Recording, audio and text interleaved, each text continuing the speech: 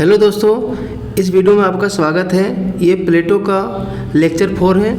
तो आगे हम लोग पढ़ते हैं आज।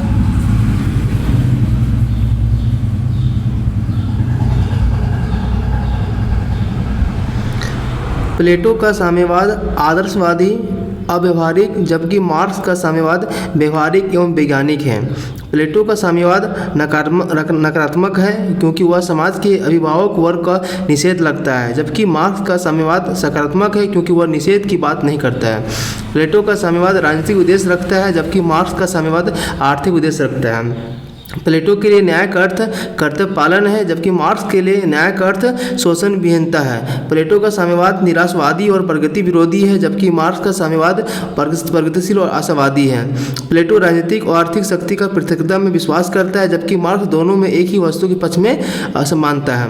प्लेटो का साम्यवाद एक राज्य तक सीमित है, जबकि मार्क्स का साम्यवाद अंतर्राष्ट्रीय चरित्र का है। प्लेटो वर्ग समन्वय के माध्यम से आदर्श राज्य की स्थापना करना चाहता है, जबकि मार्क्स वर्ग संघर्ष के माध्यम से अपना आदर्श को प्राप्त करने की मान्यता विश्वास रखता है। प्लेटो वर्ग समन्वय और मार्क्स वर्ग संघर्ष के माध्यम से अपने आदर्श तक पहुंचाता है।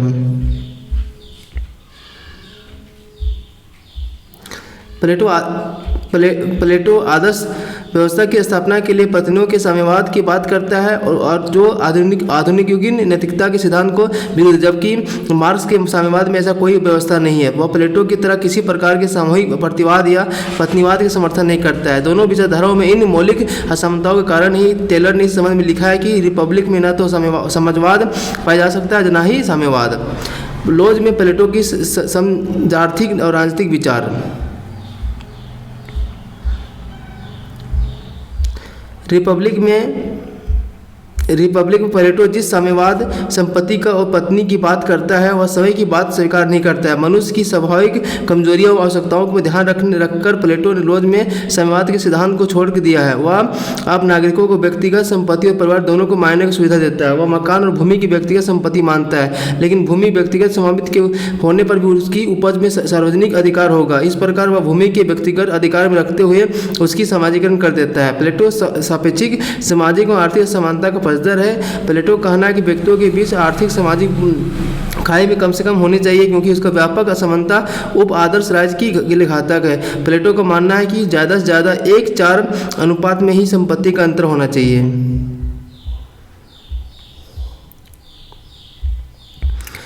लॉज में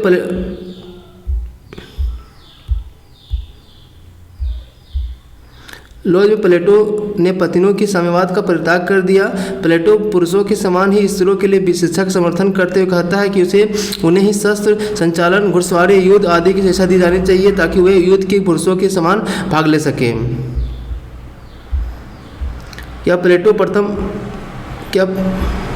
क्या प्लेटो प्रथम फासीवादी और सर्वसत्ताधिकारवादी है? कुछ आधुनिक विचारकों द्वारा प्लेटो ने प्रथम फासीवादी और सर्वसत्तावादी बताया गया है। ऐसे विचारकों में पॉपर, ग्रोसमैन, रसेल, अल्फ्रेड हॉर्नर आदि का नाम लिया जाता है। इनको आधुनिक फासीवाद और प्लेटो के विचारों से बहुत सी समानताएं दिखाई देती है, इसलिए ये विचारक प्लेटो के प्रथम फासीवादी कहता है। दूसरी ओर एच.बी. वक्सन और इमेंजर ने सीफील्ड, जॉन हेलोवेल जैसे कई विचारक प्लेटो के विचार से आधुनिक फासीवाद में व्यापक अंतर देखते हुए प्लेटो को प्रथम फासीवादी सर्वसत्तावादी मानने से इनकार करते हैं। अब प्रश्न उठता है कि प्लेटो प्रथम फासीवादी या नहीं। इस प्रश्न का सहजता से प्लेटो ने वैसे विचार का जिक्र आवश्यक होगा जो फासीवाद के समान और विपरीत है। समानताएं। प्लेटो के विचार में फासिस्टों के विचारों में निम्नलिखित समानता है। प्लेटो फासीवादियों की तरह व्यक्ति के केवल कर्तव्य पर जोर देता है। प्लेटो फासीवादियों की तरह व्यक्ति के राज्य की वेदी पर कुर्बान करता है। प्लेटो राज्य की आंगिक सिद्धांत का प्रतिपादन करता है, जैसे कि फासीवादी करते हैं।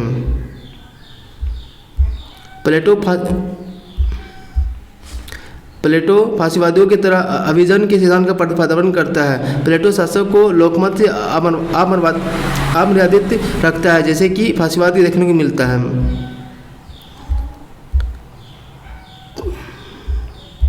प्लेटो विभाजित सामाजिक व्यवस्था की विश्वास करके प्रथम फासीवादी बनते दिखता है। प्लेटो के फासीवादियों की तरह स्वतंत्रता और समानता में विश्वास नहीं रही है। उसकी नज़र में अनुशासन ही सब कुछ है। प्लेटो आधुनिक फासीवादियों की तरह परिवर्तन का विरोधी है। प्लेटो नगर राज्य के विकास का चरम बिंदु मानता है और फासिस्ट भी राष्ट्रीय राज्य के विकास का चरम बिंदु मानते हैं। इस प्रकार दोनों धारणाएं संकीर्ण हैं।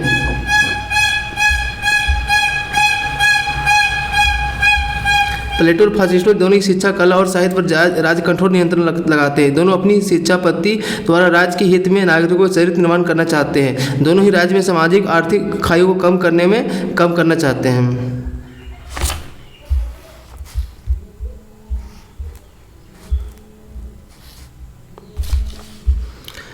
असमानताएं।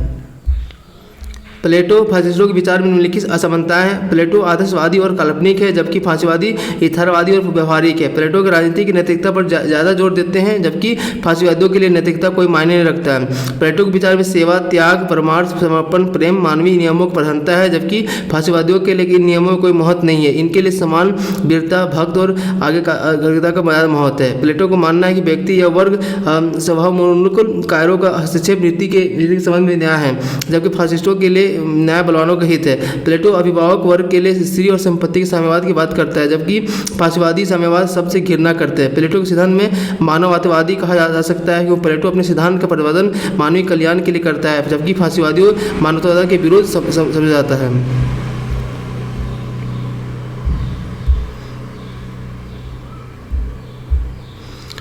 प्लेटो के सिद्धांत में कुछ खास मर्यादाओं अर्थात मान्यताओं पर आधारित है, जबकि फासिस्टवाद जो सिद्धांत विहीनता और अवसरवादिता का नाम है। प्लेटो को युद्ध और साम्राज्यवाद को नहीं शांति में आस्था है, जबकि फासिस्टवादियों के लिए युद्ध और साम्राज्यवाद वीरता की बात है। प्लेटो समस्त दर्शन बुद्धि तर्क पर आधारित है, जबकि फासिस्टवाद बुद्धिता तर्क पर विरोधी है। प्लेटो के लिए गृह नीति महत्वपूर्ण है, जबकि फासिस्टवादियों के लिए विदेश नीति महत्वपूर्ण है। प्लेटो नारी समानता का परोक्ष पक्षधर है, जबकि फासिस्टवादियों की नज़र में नारी का स्थान पुरुषों की बात होता है।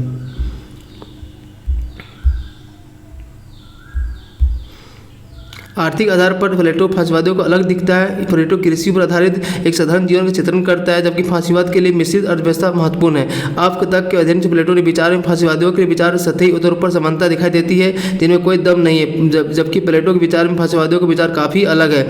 यह बात दूसरे पक्ष अर्थात अंतर वाले पक्ष में स्पष्ट होती है, जिसमें सहमत भी हुआ जा सकता है। अतः यह कहना अनुचित होगा कि प्लेटो प्रथम फासिस्टवादी और सरसत्तावादी है।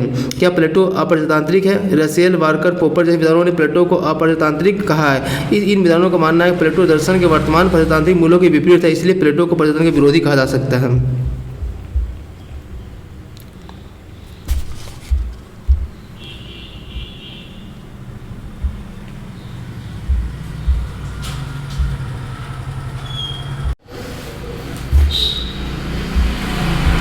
अर्थात अप्रजातांत्रिक माना जाना चाहिए। वास्तव में प्लेटो के दर्शन अध्ययन के बाद यह सवाल उठाना लाजमी है कि प्लेटो अप्रजातांत्रिक है।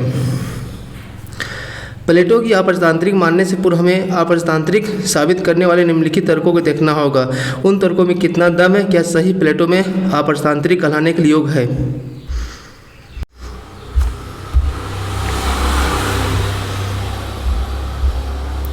प्लेटो ने प्रजातांत्रिक मूल्यों के विपरीत वर्ग के बीच असमानता का समर्थन किया है। प्लेटो समानता के साथ साथ स्वतंत्रता को महत्व नहीं देता है, जिसे प्रजातंत्र विरोधी कदम कहा जा सकता है। प्लेटो अभिभावक वर्ग के लिए स्त्री और संपत्ति के साम्यवाद की बात करता है, जिसे अप्रजातांत्रिक कहा जा सकता है।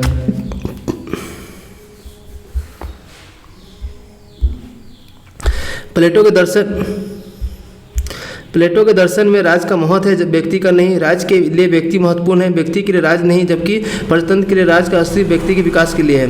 प्लेटो का शासन लोकतंत्र पर आधारित नहीं है, वह वर्तमान लोकतांत्रिक मूल्यों के सीधे विपरीत है। प्लेटो शासन के लिए कुछ ही लोगों के काबिल समझता है, अर्थात अभिजन के शासन का प्रतिपादन करता है। इस अभिजनवादी कदम को प्रजातांत्रिक कहना अनुचित है। प्लेटो ने प्रजातंत्र को मूर्खों का शासन कहा है और प्रजातंत्र का विरोध भी किया है। ऐसे व्यक्ति को प्रजातांत्रिक कहना गले से नहीं उतरता है।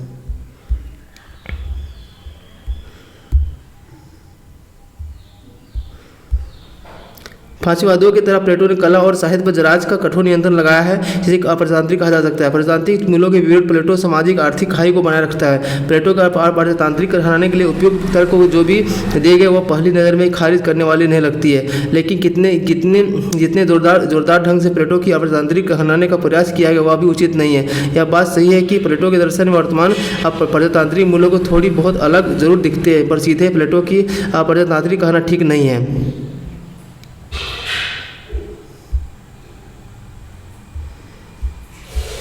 आज का प्रताड़ित कितना व्यापक है। प्लेटो के जमाने में नहीं था। प्लेटो उस प्रयत्न का विरोधी है जो यहाँ विद्वानों और मूर्खों को समान समझा जाता है, तो शासन के बगल और अज्ञानी के हाथ में होता है। यदि आज के स्वरूप वाली प्रजातंत्र अर्थात जीवन की प्रति उस समय होती है तो शायद प्लेटो प्रजातंत्र की आलोचना नहीं करता, कुछ अलग विचार देता। जो भी हो, प्लेटो का अप्रजातांत्रिक कहना ठीक नहीं है।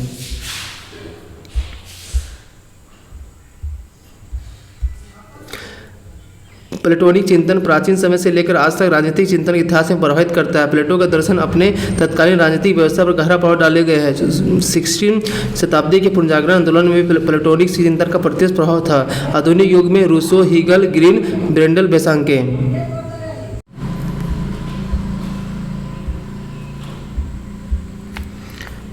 अगस्त काम्टे प्लेटोनिक चिंतन के प्रभावित किया है। मसलन रूसो द्वारा समान इच्छा का सिद्धांत प्रतिपादन और राज्य की नैतिकता आधारित करने का प्रयास प्लेटो के दर्शन पर आधारित है। अगस्त काम्टे प्लेटो के दर्शन में काफ़ी प्रभावित है। प्लेटो की तरह उसने भी प्रतिपादित किया कि समाज के संचालन वैज्ञानिक ज्ञान के अनुसार होना चाहिए। आधुनिक युग के समाजवादी और साम्यवादी प्लेटोनिक से दर्शन में काफ़ी प्रभावित के मुख्यतः संपत्ति के साम्यवाद विचार से। प्लेटो के योगदान और प्रभाव से उपयुक्त संक्षिप्त विवरण से स्पष्ट है कि प्लेटो का दर्शन भले ही बाहरी रूप से आदर्शवादी दिखता है, परंतु वास्तविक रूप से इथरवादी धरातल पर पैर जमाने की दिखता है। प्लेटो की नज़र में देखिए, प्लेटो एकतावादी विचारक भी कहा जा सकता है। प्लेटो के ऐसा करने के पीछे तर्क किया जा सकता है उसने राज्य के नागरिकों को उनकी मूल प्रवृत्तियों के अनुसार विभाजित करने के लिए जीवन और परिवर्तन एक स्वरूप वाले कार्य संपादित करने का बात किया है। प्लेटो राज्य की एकता के लिए अनेकता में समाप्त करना चाहता है। प्लेटो की नज़र में राज्य प्राकृतिक संस्था है। प्लेटो नगर राज्य की धारणा को विश्वास करता है। आदर्श राज्य की शिक्षा प्लेटो अनिवार्य मानता है। प्लेटो साम्यवादियों के भांति पूर्ण समानता का विश्वास नहीं है, बल्कि वह आदर्श राज्य सापेक्षिक समानता चाहता है।